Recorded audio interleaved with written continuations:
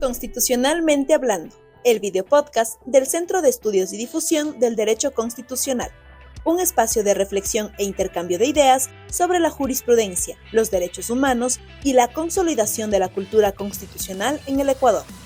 En el episodio anterior, hablamos sobre la constitucionalización de la justicia contencioso-administrativa con la doctora Eddy de la Guerra y el doctor Milton Velázquez. En este nuevo episodio, realizado en colaboración con ACNUR, la Agencia de las Naciones Unidas para los Refugiados, conversaremos con Federico Augusti, representante de ACNUR en Ecuador. Bienvenidas y bienvenidos. Saludos a todas las personas que nos ven y que nos escuchan en el podcast Constitucionalmente Hablando del Centro de Estudios y Difusión de la Corte Constitucional. Mi nombre es Javier Arcentales, soy asesor de la Corte Constitucional y bueno, para mí es un gusto, primero la invitación para estar en la entrevista en este podcast y segundo, un gusto conversar con Federico Augusti. Él es representante de ACNUR Ecuador. Y bueno, voy a leer su perfil para no equivocarme. Si él es representante del Alto Comisionado de las Naciones Unidas para los Refugiados en Ecuador. Él es licenciado en Derecho por la Universidad de Buenos Aires, con estudios de posgrado en Políticas Públicas y Migraciones Internacionales obtenidos en Argentina. Él tiene más de 27 años de experiencia trabajando para refugiados y migrantes desde diferentes ámbitos. Bienvenidos, Federico. Para mí realmente un gusto estar conversando contigo. Y bueno, hay algunos temas que nos habíamos propuesto conversar a propósito de este podcast, ¿no? Y además, considerando que lo hacemos por el Día Internacional de los Refugiados, ¿no? Para la Corte Constitucional realmente es un tema muy prioritario el trabajo en temas de movilidad humana y el desarrollar los parámetros constitucionales que tenemos en la protección de esta población. Bueno, entonces vamos con la primera pregunta. No sé Súper. si... Javier, primero, agradecerles sí. por este espacio y por poder en esta conversación ayudar también a difundir parte del trabajo que se viene haciendo aquí en Ecuador a nivel regional en temas de protección internacional. Siempre es importante encontrar distintos mecanismos para poder transmitir la información y llegar a distintas audiencias. Así que muchas gracias por la invitación a participar de este podcast. No, bienvenido. Y bueno, más bien comencemos hablando sobre qué hace el ACNUR, cuál es la tarea del ACNUR, el rol del ACNUR, y no sé, los principales desafíos que actualmente mira el ACNUR en el trabajo con la población en movilidad humana y la población refugiada. Mira, primero quizás para explicar qué significa ACNUR, pues es un nombre un poco raro, ¿no? ACNUR es una sigla, finalmente, es Alto Comisionado de Naciones Unidas para los Refugiados, una organización que ya tiene más de 70 años y que básicamente nuestro trabajo tiene que ver con supervisar las convenciones sobre protección internacional de refugiados. Somos una organización humanitaria, una organización de protección y en los últimos años hemos crecido de una manera extraordinaria en las Américas. Tenemos presencia en 137 países, pero en América la presencia no era tan importante como ha sido en los últimos años, particularmente por distintas crisis que se han dado. Una de ellas muy conocidas es la crisis de Venezuela, en donde casi 8 millones de personas han salido de su país en los últimos 6, 7 años, y eso ha implicado un enorme desafío para muchísimos países de la región, en donde entonces el ACNUR ha aumentado su capacidad operativa para poder trabajar en esa situación y en otras, como la situación de Colombia, Nicaragua, Haití. Un dato interesante para tener en cuenta es que hoy en América tenemos casi el 20% de la población desplazada a nivel mundial, ¿no? Es decir, ya una quinta parte del desplazamiento a nivel global está en las Américas y por eso la importancia de poder estar y trabajar con los gobiernos nacionales, locales, con organizaciones de defensa de los derechos humanos, con organizaciones humanitarias. Ahí estamos trabajando para poder resguardar y proteger a personas que están saliendo de sus países en búsqueda de protección internacional. Ese es parte de nuestro rol. Quizás el dato interesante también a nivel global es que las estimaciones actuales es que hay un poco más de 115 millones de personas desplazadas a nivel mundial. Un número tremendo, brutal, ¿no? Que muestra que todavía hay enorme cantidad de conflictos que generan que muchas personas tengan que desplazarse. Y el otro dato que creo bien interesante para la audiencia es que en tan solo 10 años hemos duplicado la cantidad de personas desplazadas a nivel global. Entonces, esto muestra que hay mucho por hacer para prevenir o resolver conflictos y evitar las consecuencias de esos conflictos que muchas veces son el desplazamiento de personas. Sí, me acuerdo que algún representante de ACNUR anterior decía, por una parte, digamos, es bueno que esté presente el ACNUR porque justamente genera y promueve y asesora a los estados sobre la protección de las personas refugiadas, pero decía, pero por otro lado también es una tragedia en el sentido de que a mayor presencia de ACNUR significa que la intensificación de los desplazamientos y de la movilidad humana cada vez es mayor en el mundo, ¿no? Entonces creo que es lo que tú nos señalas. Sí, mira, a diferencia de la eficiencia en una empresa, la eficiencia en una empresa te hace crecer. La eficiencia en nuestro trabajo sería desaparecer. Claro que sí. Claro, de hecho, en un momento, justamente previo al incremento de la población venezolana, se estaba pensando que ACNUR un poco reducía sus operaciones, pero debido porque era principalmente atención a población colombiana, posteriormente justamente se ve la necesidad de más bien tener mayor presencia. Bueno, y justamente pasando a ese tema, aquí en el Ecuador hemos tenido una intensa movilidad humana y que se ve sobre todo a partir del año 99, 2000, con población ecuatoriana que salía,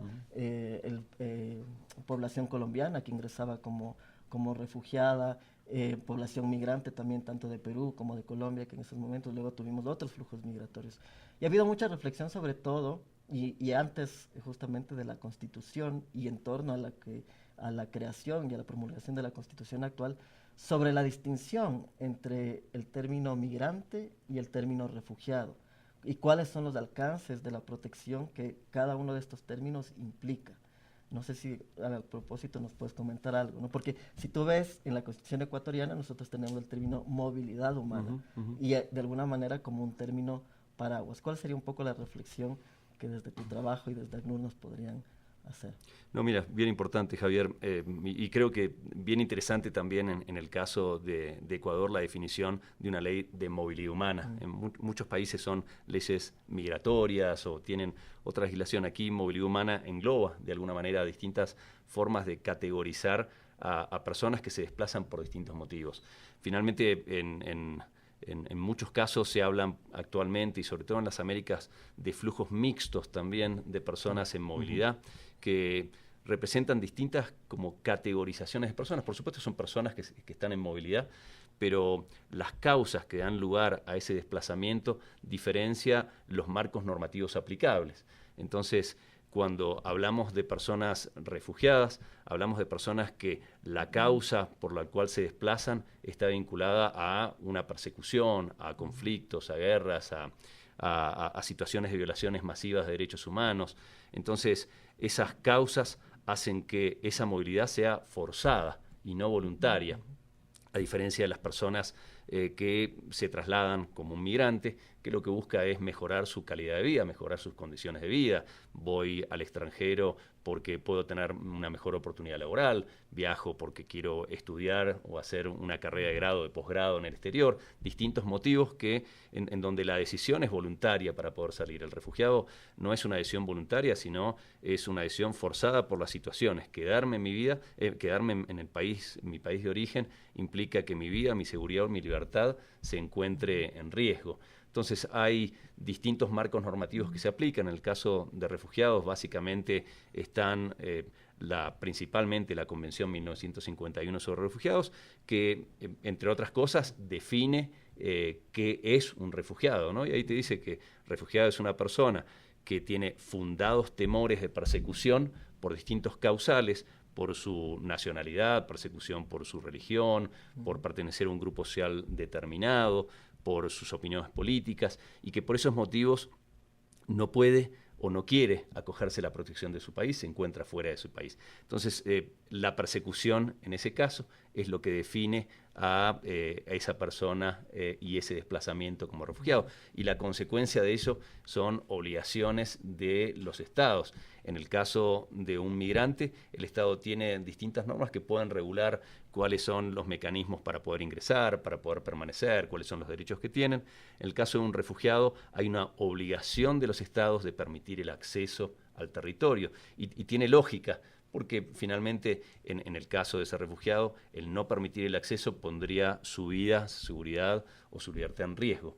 Entonces hay marcos normativos que diferencian a una calificación de personas que se desplazan de otras y son importantes porque tienen consecuencias directas en las obligaciones que tienen que asumir los estados en el caso de los refugiados para brindarle una protección específica. En el caso de los migrantes también, por supuesto, hay temas de derechos que son importantes y que van ampliándose también con el paso de los años, ¿no? El tema de movilidad no es nada nuevo a nivel de la humanidad, siempre ha existido la movilidad. Las causales muchas veces también son semejantes. Creo que lo interesante que ha habido en el siglo XX es la codificación de ciertos derechos. Algunos podríamos decir que son derechos consuetudinarios, quizás el principio de no devolución en el caso de personas que requieren protección, pero se han ido codificando. La convención, en el caso de los refugiados, la convención de 1951, el protocolo de 1967, han sido dos de las grandes convenciones que regulan el sistema de protección internacional para personas que están buscando esa protección. Entonces hay diferencias básicamente vinculadas a las causas y como consecuencia también en términos de obligaciones de un refugiado, una persona que se desplaza de manera forzosa, en relación a un migrante que lo hace de manera voluntaria para mejorar sus condiciones de vida. Okay. Y problematizando un poco también esa respuesta, porque creo que el panorama, sobre todo en Latinoamérica actual, siento yo que es como un poco más difusa vuelve más difusa la posibilidad de distinguir entre esas causas forzadas y estas causas voluntarias. Situaciones como, por ejemplo, de violencia, que no necesariamente implican una persecución, o de deterioros económicos que existen en la población a propósito de situaciones de violencia, pueden generar también formas de salida que pueden ser forzadas, digamos, no necesariamente que esté detrás, no sé, un sujeto armado poniéndole un arma a alguien para que salga de su país. Ahí no habría una situación también como una suerte de un limbo entre aquello que denominamos migración voluntaria y migración forzada. Digo, sí. Porque, tradicionalmente ha habido lo que tú dices, esta separación como muy tajante, pero quizá el panorama que tenemos ahora en Latinoamérica no vuelve un poco más difuso, esta distinción, trazar entre lo voluntario y lo forzado.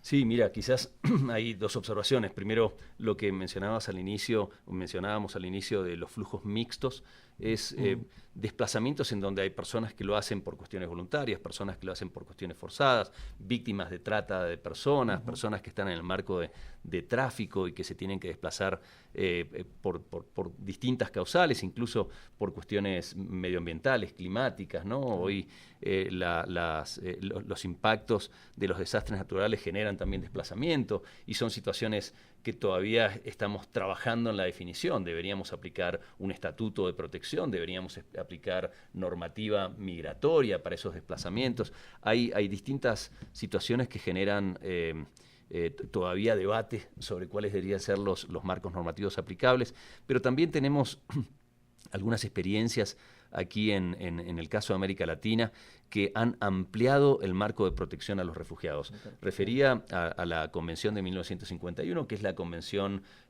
a nivel global que tiene el mayor impacto y mayor peso y que ha sido reconocida por la gran mayoría de los países a nivel mundial y que define qué es un refugiado y que define una serie de derechos, pero en América Latina también tenemos lo que se llama la Declaración de Cartagena. La Declaración de Cartagena surge en 1984 en Centroamérica, básicamente a través de una conferencia internacional en donde lo que se venía analizando ya desde hacía unos cuantos años era cómo aplicar los mecanismos de protección cuando esa persecución no es individualizada, no es que a mí me persiguen específicamente por mi opinión política o a mí me persiguen específicamente por mi religión, sino que se dan situaciones objetivas en los países de origen que hacen que si yo me quedo, mi vida, mi seguridad y libertad se encuentra en riesgo, se encuentra amenazada. Pero ya no hay una persecución directa, sino que hay causales objetivas. Esas causales objetivas que se definen y que dan lugar también, en el caso de América Latina, a protección internacional como refugiados, básicamente te dicen que cuando hay una agresión extranjera, cuando hay violación masiva de derechos humanos, cuando hay violencia generalizada en el país, cuando hay conflictos internos o cuando hay graves perturbaciones al orden público que amenazan mi vida, mi seguridad, mi libertad, entonces esa persona que solicita protección internacional en un país de acogida tiene también el Estado la obligación de recibirlo y darle el estatuto de refugiado. Entonces, ahí, yendo a tu pregunta, ya se ha definido en América Latina que ciertas causales objetivas, violación masiva de derechos humanos, por ejemplo, o graves perturbaciones del orden público, dan lugar a que esa persona pueda buscar protección internacional exterior. Entonces, hay algunas, y yo creo que son de alguna manera evoluciones del marco de protección internacional, avanzadas en el caso de América Latina. Otras regiones, en el caso de la Unión Africana, tienen una definición similar que amplía la definición de refugiado y por lo tanto amplía el marco de protección. Y de alguna manera algo que se ha venido dando en varios países de la región, en donde no necesariamente esa persecución ya recae sobre una persona individualizada, sino que esa violación masiva de derechos hace que esa persona pueda solicitar protección en otro país. Cuando hablamos de protección internacional, hablamos que los países asumen de manera subsidiaria una protección que debería ser del propio Estado. Es decir, es el propio Estado el que ya no me brinda protección porque no quiere o porque no puede. Y en ese caso, entonces, lo que se ha ido avanzando en América Latina, pero en general a nivel global, es que otros estados de manera solidaria puedan brindarle esa protección que uno ha dejado de tener cuando sale de su país por cuestiones de solicitando refugio. Entonces ahí hay situaciones grises, por supuesto, y que ahí se requieren mecanismos para poder identificar si la persona requiere protección internacional o requiere cierta protección, pero ya como migrante, claro. Exacto, en términos de los derechos humanos que tienen también las personas migrantes. Gracias. Y un poco yendo justamente al marco de protección más local, nacional, Ecuador. Como ves, la Constitución ecuatoriana de alguna manera recoge una serie de normas, de principios aplicables para protección de las personas de movilidad humana como parámetro general y algunas específicas también en materia de refugio. ¿Cómo miran ustedes, ACNUR, cómo miras tú estos parámetros constitucionales que tiene el Ecuador? Mira, Javier, creo que el Ecuador es bastante progresista en su legislación, tanto como preceptos constitucionales como los preceptos legales de la Ley Orgánica de Movilidad Humana, en donde se plantean algunas cuestiones o principios bien interesantes. Por un lado, se plantea el derecho a migrar, ¿no? Algo que es novedoso de alguna manera a nivel internacional. No son muchas las legislaciones que hablan del derecho a migrar. Argentina lo tiene en su Argentina también lo tiene. Y Uruguay menciona algo en su... También, exactamente. Y son legislaciones nuevas. Entonces, ahí hay probablemente parte de lo que es la evolución del derecho, ¿no? En donde los estados vamos dando pasos bajo la premisa del principio pro homines, ¿no? De protección a las personas, tratando de ir avanzando en derechos y no retrocediendo en derechos, en donde a nivel internacional hay reglas que hablan del derecho a migrar con ciertos límites, es decir, el derecho que tienen las personas a salir de su país y a poder regresar a su país, pero limitado a que tienen ese derecho, pero no necesariamente generan la obligación o la contraobligación de los países de recibirlos. Entonces, son derechos todavía que están en proceso de evolución.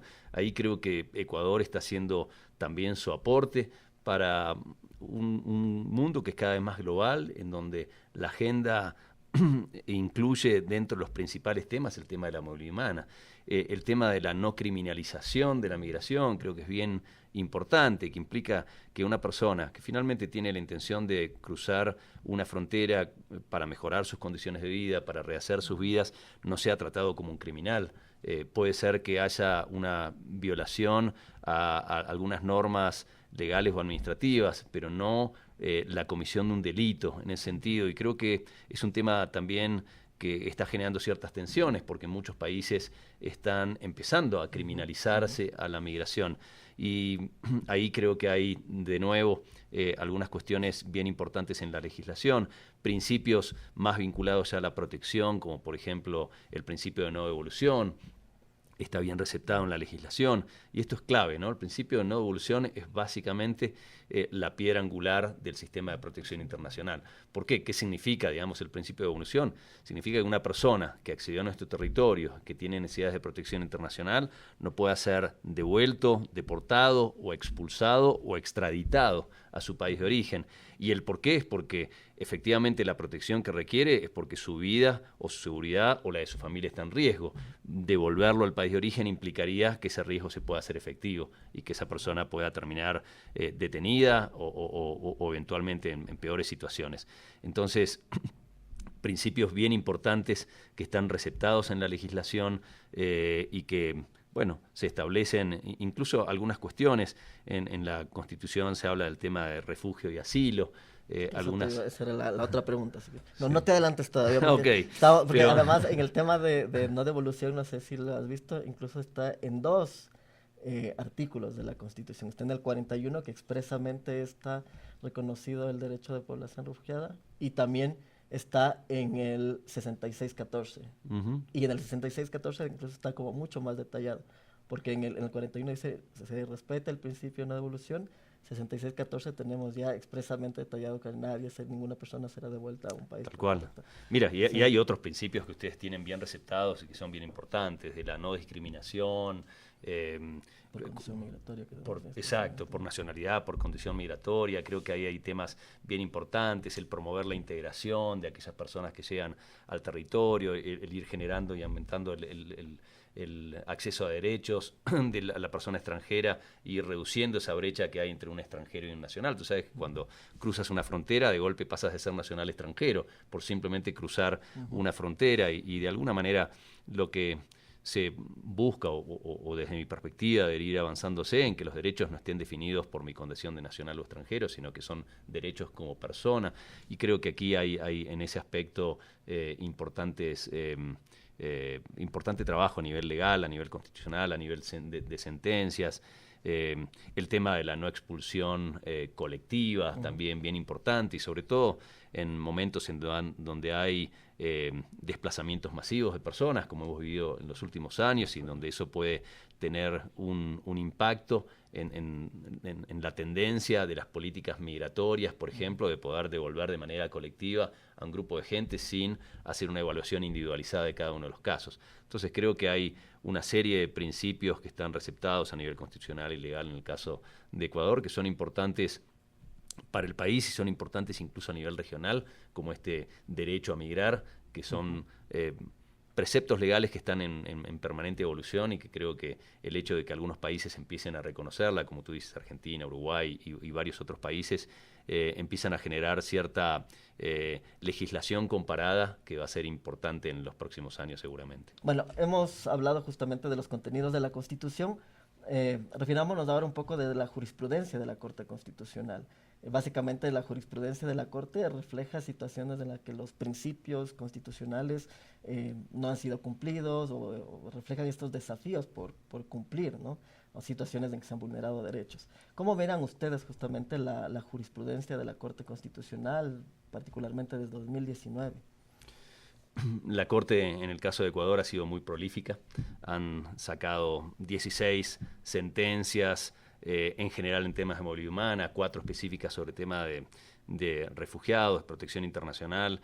Creo que es una de las cortes que más se ha abocado a resolver estas temáticas, y mencionábamos que no es casual de que sea en los últimos 5 años, toda vez que hemos visto en América Latina un enorme incremento de personas que se han venido desplazando, desde personas que han salido de Venezuela, hablamos casi 8 millones de personas que han salido en los últimos años, situaciones como la de Colombia, algo que en el caso de Ecuador hay mucha experiencia, de personas que tienen que desplazarse vinculadas a conflictos con bandas criminales u otras situaciones que en el caso de Ecuador es el país que ha recibido el mayor número de refugiados colombianos, situaciones en Centroamérica que también han generado desplazamiento. En fin, actualmente América tiene un número bien importante de personas desplazadas, y no es en vano entonces de que la Corte haya tenido que intervenir. En general, cuando hay desplazamientos masivos, también se generan muchas tensiones a nivel de las políticas públicas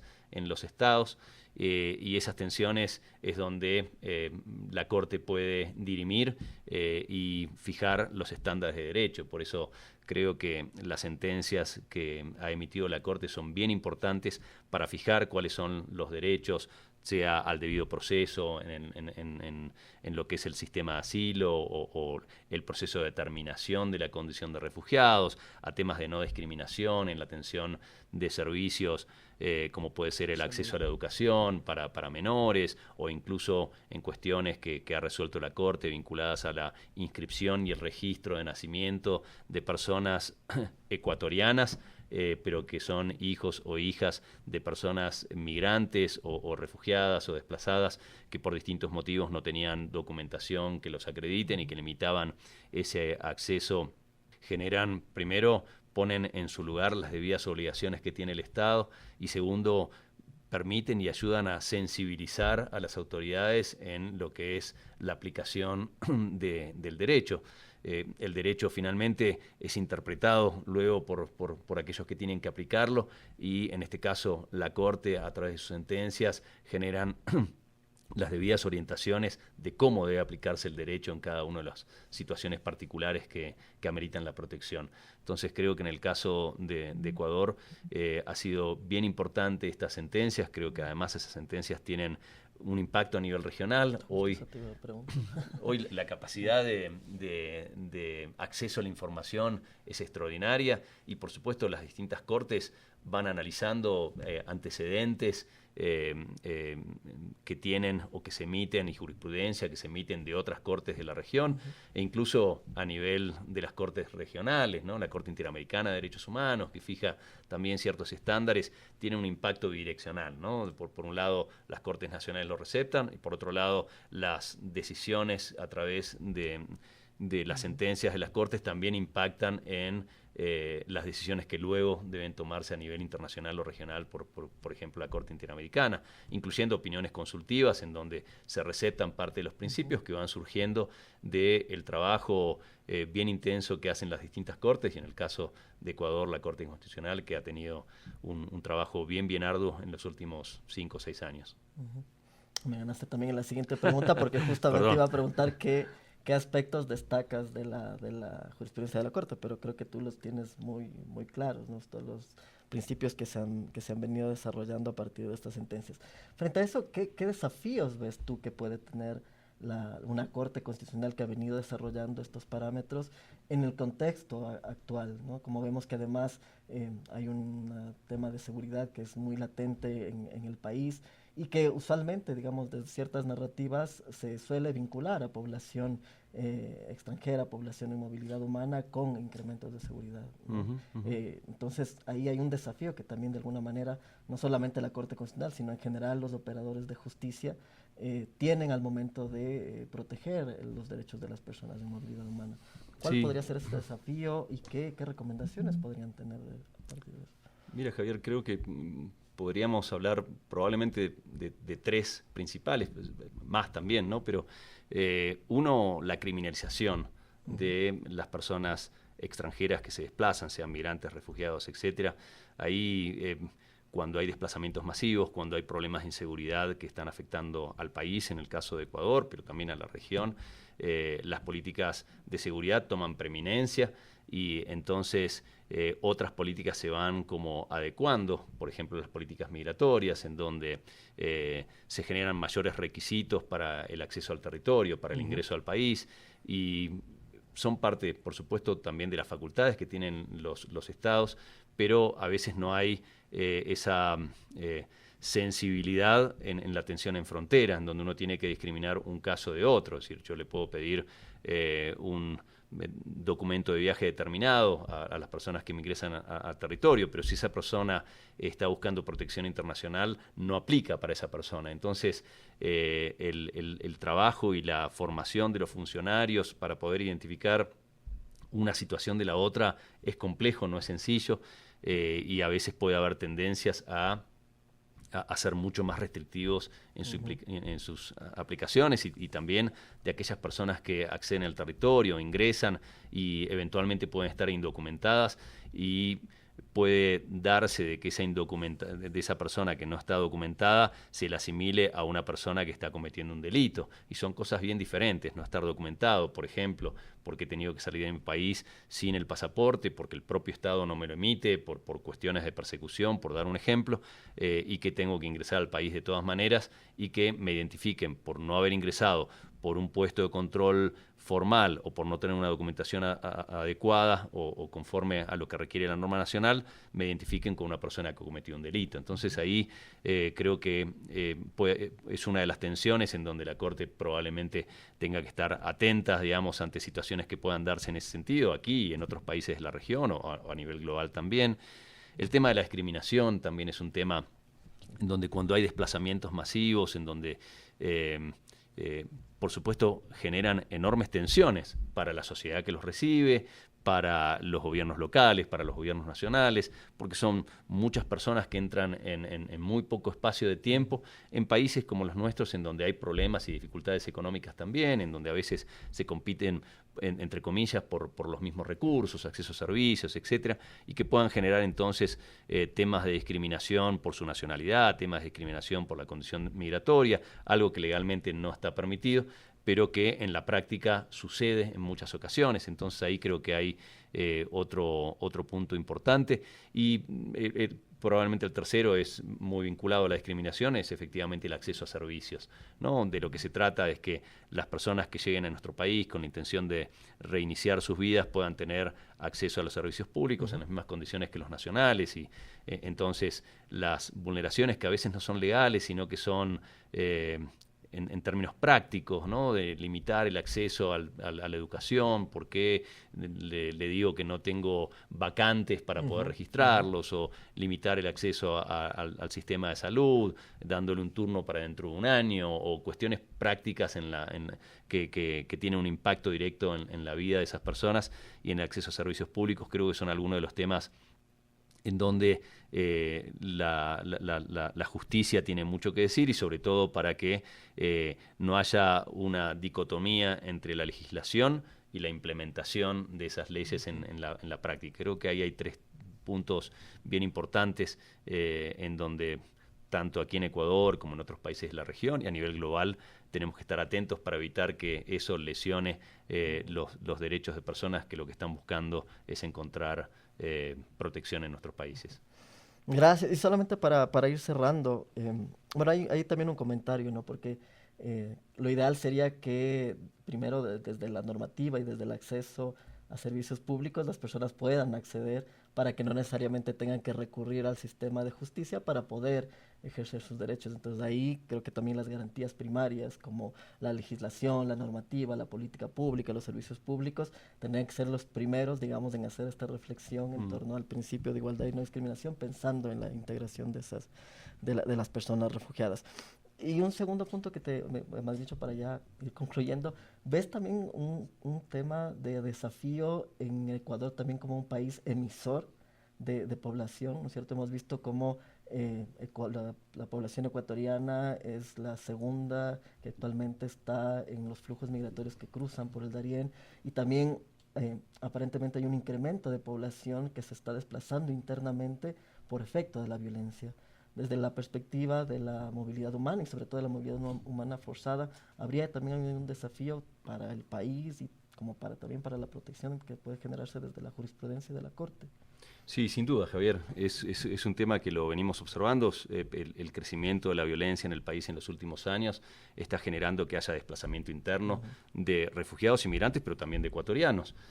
Personas que viven en zonas de la costa muy afectadas por la violencia, o en zonas de frontera que están yendo a ciudades de la sierra, a Ibarra, a Cuenca, a Quito, buscando también evitar los problemas de la violencia que están viviendo.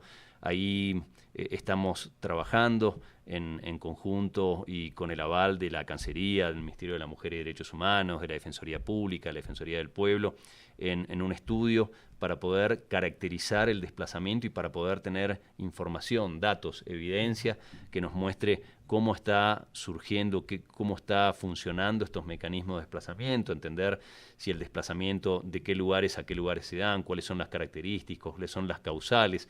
Claro, podemos intuitivamente entender parte de esto, pero verlo en datos nos permite tener evidencia para fijar políticas públicas, para poder pensar en cómo en las ciudades que sean receptoras puedan generar un registro de personas desplazadas, de qué manera se puedan poner a disposición ciertos servicios para personas desplazadas. Son con nacionales nuestros, ecuatorianos, que están en el país, que se ven desplazados porque el Estado no ha tenido la capacidad de poder brindarle la protección suficiente. Tú mencionabas los números de ecuatorianos que están cruzando el Darién. El año pasado se estimó que 56.000 personas cruzaron por el Darién, pero esos son los datos registrados. Los números probablemente sean mayores. En México la estimación es que cruzaron 70.000 ecuatorianos. Hay datos del gobierno de Estados Unidos que indica que tuvieron 124.000 encuentros con ecuatorianos en frontera que fueron devueltos. Que claro, son encuentros, no necesariamente personas, pueden haber duplicaciones, pero que los números son bien importantes, todos lo sabemos y lo vemos cotidianamente, y hemos visto reportajes de ecuatorianos en Estados Unidos, en Nueva York, en distintos lugares que muestran que ha aumentado el número de salidas. Quizás una de las diferencias importantes de lo que había con los movimientos de ecuatorianos en fines de los 90, principios del 2000, es que eso estaban mucho más basados en cuestiones económicas y sociales. Claro, sí. Hoy te diría que el tema de desplazamiento por la violencia es uno de los primeros de los puntos más importantes. Algunos datos que hemos obtenido de monitoreos de protección de colegas nuestros en Colombia, en Panamá, en México, nos indican, en base a cerca de 1.000 entrevistas a ecuatorianos, de que la primera causa que ellos manifiestan de por qué salieron del país ha sido la violencia generalizada. La segunda causa es causa económica y la tercera causa que indican es violencia individualizada, es decir, personas que han sufrido extorsiones, amenazas, robos y que por ese motivo han salido del país. Entonces creo que ahí hay mucho trabajo por hacer. El propio gobierno ha solicitado, en el caso de Estados Unidos, un principal país de destino, la posibilidad de que le brinden un estatuto de protección temporal a los ecuatorianos y que lo vinculan en esa solicitud también con la violencia que hay actualmente en el Ecuador. Entonces creo que todos estamos enderezados a poder enfrentar esa violencia, acabar con la violencia y volver a lo que históricamente ha sido Ecuador, un país de paz, un país de buena vida. Pero mientras tanto y mientras esas políticas puedan avanzar, sin duda también hay cuestiones de protección para ecuatorianos que se desplazan internamente y son datos que hay que tener bien en cuenta y trabajar con la Cancillería, con las defensorías, con todo el espectro, también con la propia Corte, para que se puedan ir fijando estándares para poder atender y brindar protección a los ecuatorianos que se desplazan internamente y también para aquellos que salen del país. Sí, además considerando que la Constitución también contempla la previsión de desplazamiento interno en el artículo 42, también toda la protección extraterritorial que plantea la misma Constitución y que posiblemente también dé lugar en algún momento a acciones constitucionales que posiblemente lleguen a la Corte Constitucional. Pues bienvenido a Ecuador y que pues mucha suerte en tu gestión aquí en Ecuador. No sé si quieres decir unas últimas palabras sobre eso. Muchas gracias, Javier, la verdad, un placer estar aquí con ustedes y de nuevo ver y ayudar a difundir lo que son los esquemas de protección aquí en el país, que es un país muy generoso y que tiene buenos sistemas de protección, además con una Corte que ha sacado un importante número de sentencias. La verdad que es muy grato poder trabajar con la Corte y poder difundir estándares, poder avanzar y trabajar con el Centro de Estudios. Finalmente, en términos de protección, hay como 3 S's que hay que tener en cuenta, ¿no? Seguridad, solidaridad y soluciones. Y en eso desde ACNUR, junto con las autoridades, venimos trabajando para que las personas que se vean obligadas a salir tengan seguridad, haya solidaridad a nivel global y encontremos soluciones para que esas personas puedan reiniciar su vida. Así que muchísimas gracias por la invitación. Sí, Federico. Muchísimas gracias. Gracias.